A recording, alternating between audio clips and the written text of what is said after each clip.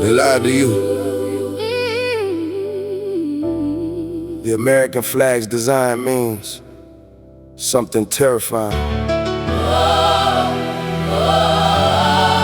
Before you pledge allegiance, understand what you are pledging to this cloth was not designed for you. It was designed by men who wore aprons in secret rooms and answered to lodges, not nations.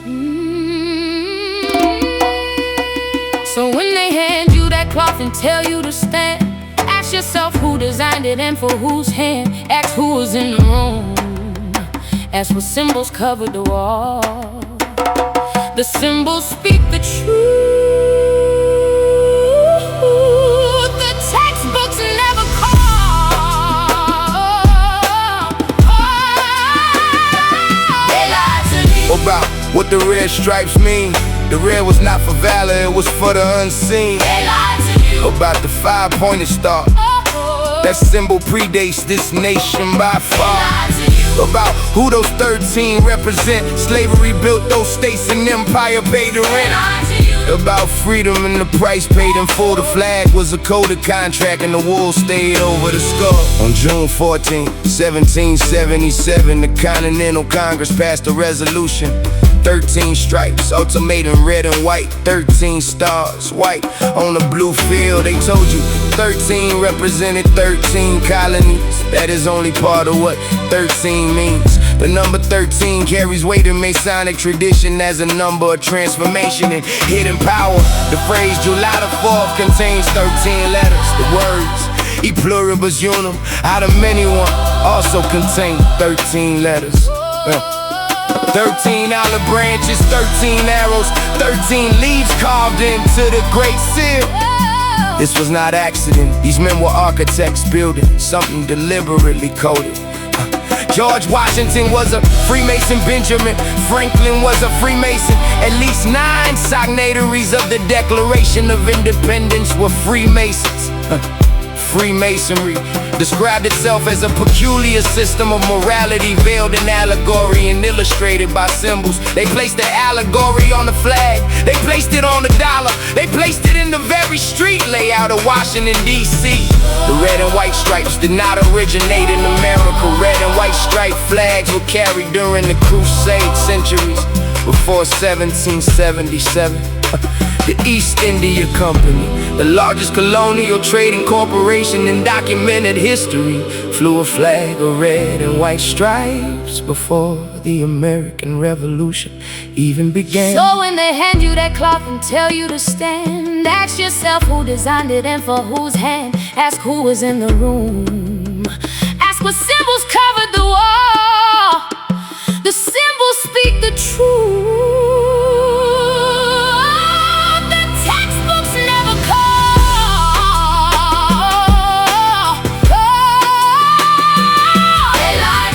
About what the red stripes mean. The red was not for valor, it was for the unseen. They lied to you about the five-pointed star. That symbol predates this nation by far. About who those 13 represent. Slavery built those states and empire paid the rent. About freedom and the price paid in full. The flag was a coded contract and the wool stayed over the star. The five-pointed star does not originate in America. Its history traces back to ancient Samaria, Babylon, and Egypt over 5,000 years ago. The Egyptian hieroglyph for the word star had 5 points. Pythagorean mystics used the pentagram as a symbol of the golden ratio encoded in the human body. Freemasonry adopted the five-pointed star long before Betsy Ross was said to have cut one. That story came from a grandson in 1870. 2 decades after she died, no documented evidence supports. Francis Hopkinson, founding father and chairman of the Navy Board's middle department, was the documented designer of the flag's visual elements. He was surrounded by men who understood symbol as language and language is power. Many of those 13 original colonies were slave states.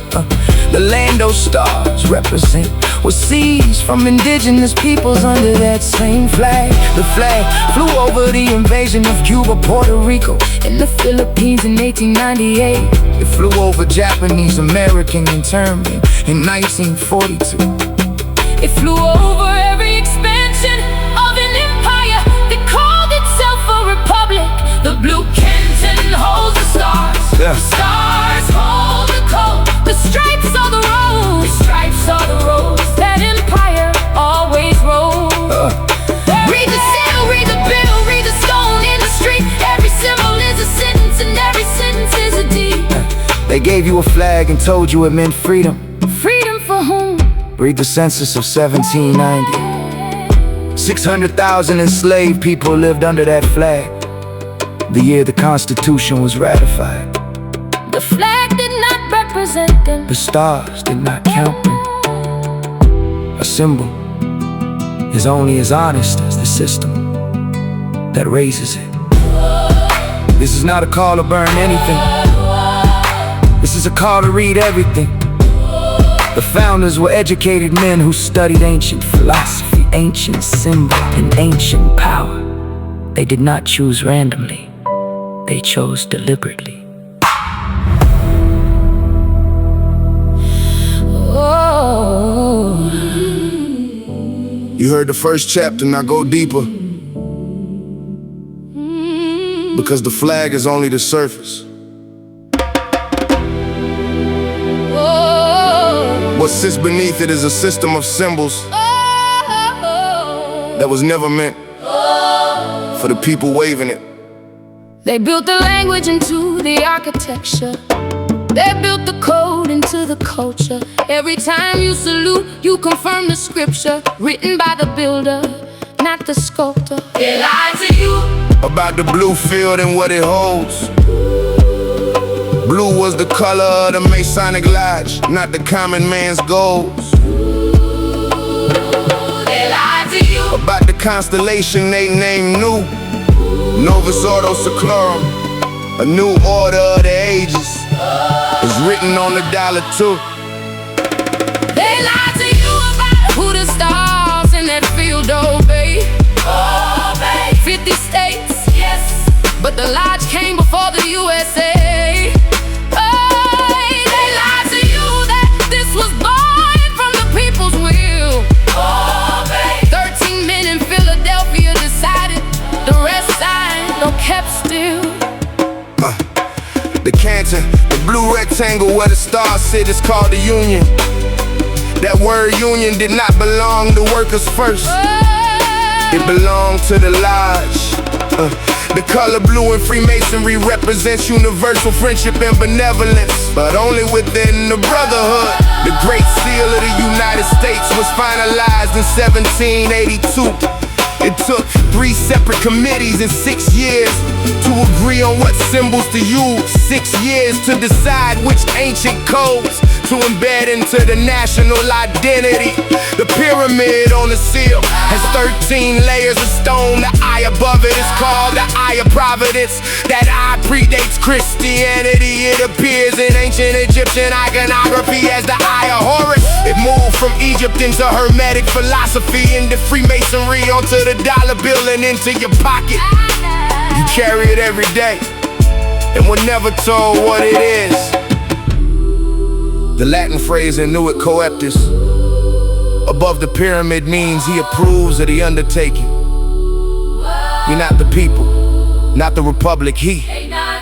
A singular divine authority, blessing a singular elite project. The flag and the seal are one document, split across 2 surfaces. One you ate, one you spent. Both were designed by the same hands, in the same rooms, for the same purpose. Power does not announce itself, it symbols itself into your daily life until you defend it voluntarily. That is the true design of the American flag. Not freedom architecture, not unity hierarchy. The stripes are not roads to liberty, they are the bars of a cage, dressed in patriotism. 1 told you. What the symbols of part 2 tells you how deep they go. The eye, the pyramid, the blue field, the Latin. None of it was accidental, and none of it was for you. Read the seal, read the dollar, read the flag, then ask yourself what you have been saluting all this time.